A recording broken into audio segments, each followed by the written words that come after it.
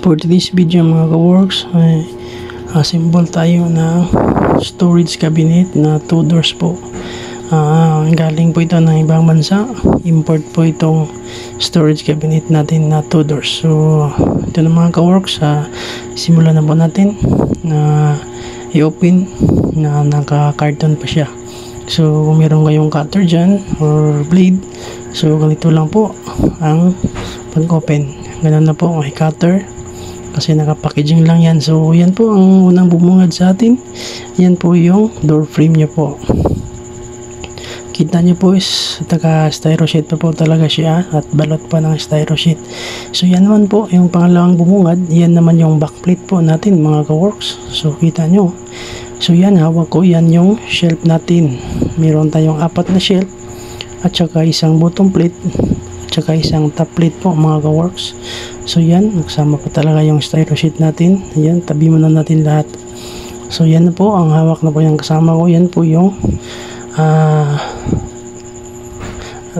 sidewall.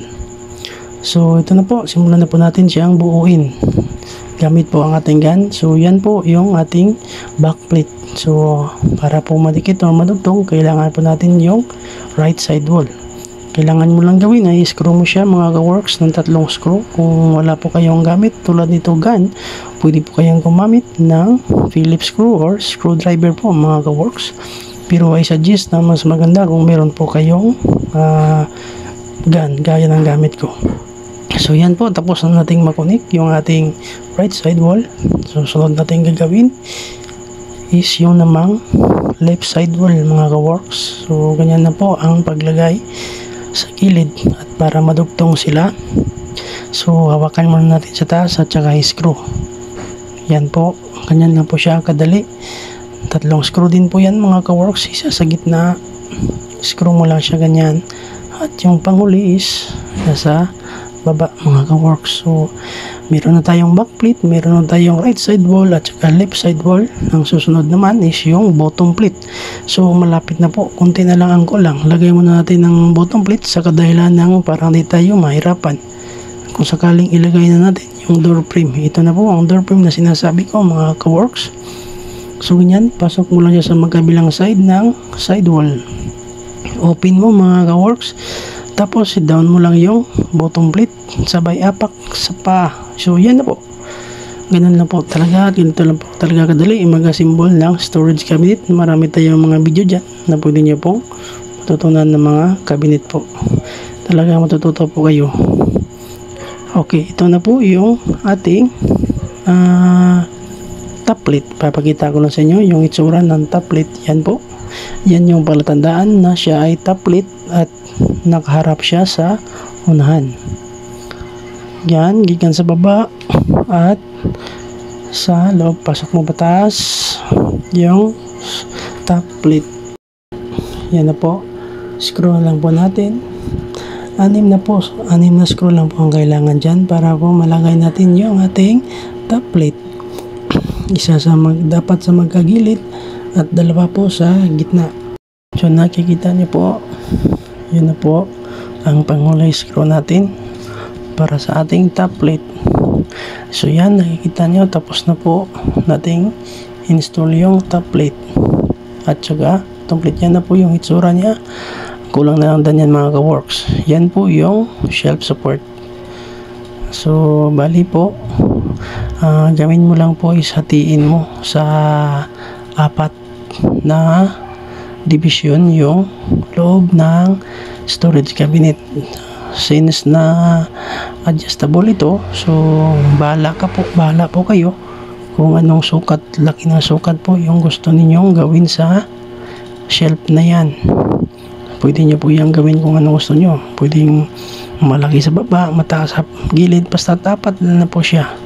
So nasa sa inyo na po yun kung paano nyo po gawin. Dito sa amin is hinahati lang namin talaga kasi ano na to sold na to at kukunin na lang. So ganyan na lang po ang ginagawa namin. Hinahati lang po talaga namin sa 4 na division. Kasunod, yung hawak ko, yan yung shelf na sabi ko. Yan, lagay natin 4 po yan mga ka-works. So 2 kulang pa po ng dalawa. Yan pangatlo at saka yung pangapat mga ka-works. So yan na po, tapos na po yung ating filing cabinet. Ang kulang na lang dyan is yung shelf holder. Yan po, shelf holder. Yan, bali apat po bawat shelf ang ilagay nyo dyan sa taas po, kasi yan yung sa kanya para di po siya malaglag. Yan, ganyan lang po ang paglagay po ng shelf na support, at saka yung bakal is shelf holder. Shelf support, yan is shelf holder. Shelf holder po is yun po yung plastic, at saka yung shelf support naman po is yun yung bakal. So nakita nyo po yan, yung bugoy natin na naglalak po ng shelf support, shelf holder pala. Okay, so mali tayo. So ayan, yan na po talaga ang ating storage cabinet. Kita nyo, yan, apat na storage shelf. So close natin. Yan na po yung ating finished product na storage cabinet na 2 doors.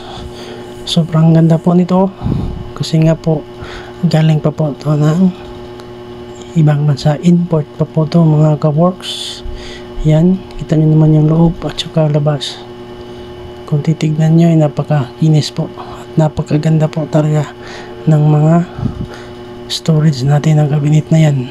Adjustable na po yan mga ka-works. So ganun lang po siya. So yan na po, nakaklose.